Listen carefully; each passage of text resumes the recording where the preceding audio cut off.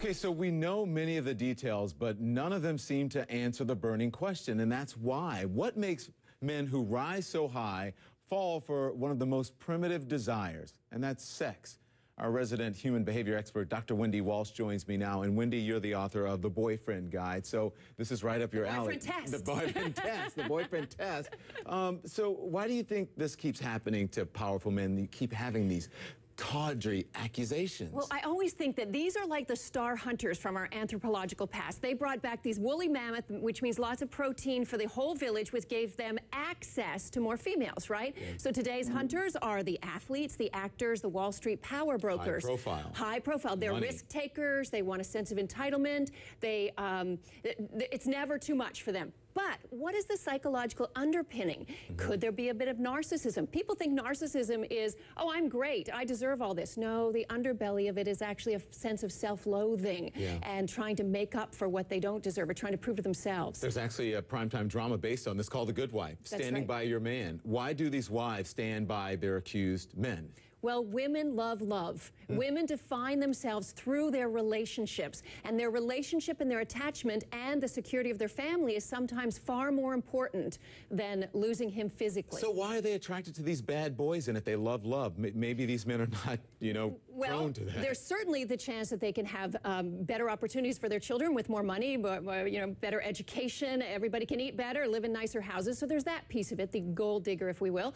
But there's another piece, and that is that bad boys are kind of what I call a random interval reward system. They're like a slot machine in Vegas that you're hoping they're going to pay off and be a really good guy at some point, because when they do pay in little dribs and drabs along the way, it's really nice. Okay, honest question. I don't know if you can answer exactly how many, but how many men cheat, and is this really an instinct that we're fighting? Well, Don, here's the problem with studies on infidelity. They're mostly self-report studies, so people lie a lot. People tend to lie about money and sex. Those are the big areas. So, but one study I came up with that seems to be the most valid says that about 60% of married men are unfaithful at some point. All right, so men in power, should they be examining themselves right now, and are they susceptible to this type of behavior? As everyone? One thing we know about monogamy is that monogamy is more likely with men if they make an intellectual decision, an intellectual commitment to themselves to overcome their animal instincts. So the question is, what kind of role model are these men? Why are you laughing at me? I'm laughing because I love listening to you. I love talking to you. It's a great conversation,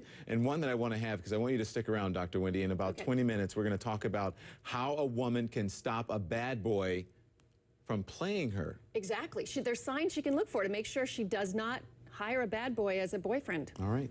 Dr. Wendy, we'll see you in just a little bit here. Maria is an extraordinary wife and a great partner, and she's my partner. She's the best first lady that the state ever had. All right, covering all these cheaters begs the question, how can a woman stop her man from cheating?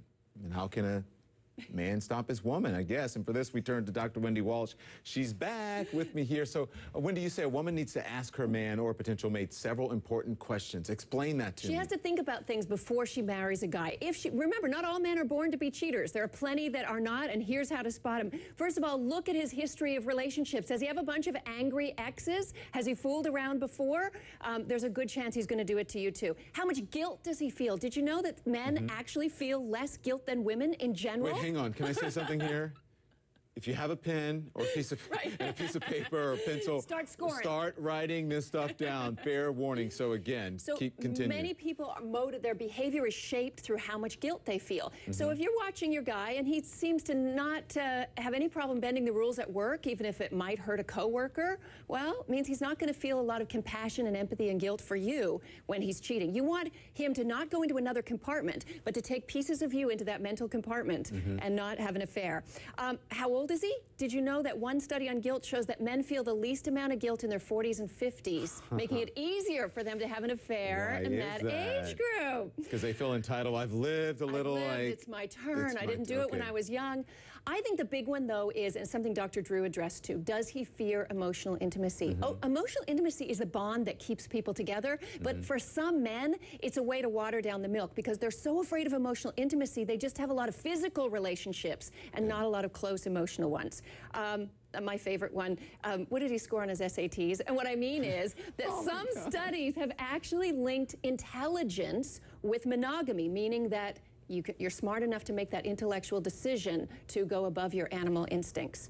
Okay, so someone is smart, like the president. These people are pretty smart. Arnold Schwarzenegger, that Rhodes Scholar they are smart. So they're smart, but then there's that other piece, narcissism, testosterone. And testosterone. Well, that's just a biological predisposition. Okay. That doesn't. Plenty of people are born with a gene for heart disease or obesity, and they make lifestyle changes and never have a heart attack. Can I ask you this, because I'm getting a lot of this on social media, especially Twitter. Yeah. What about women? They're like, Don, you're bashing men. What about women? Yeah. What about them? Actually, let me say this. Right now, we're seeing such a rise of sexual freedom for women. As women are rising in economic power, there's no reason anymore for them to withhold their sexuality in order to hopefully get a man to marry them and support them. So women are starting to behave like men. I'm not joking. I got a call from a successful man recently who's very rich, and he said to me, all these women are literally following me home. They want to have sex with me. What do I do? Because I want to have a real relationship. Right. And I told him, keep it zipped.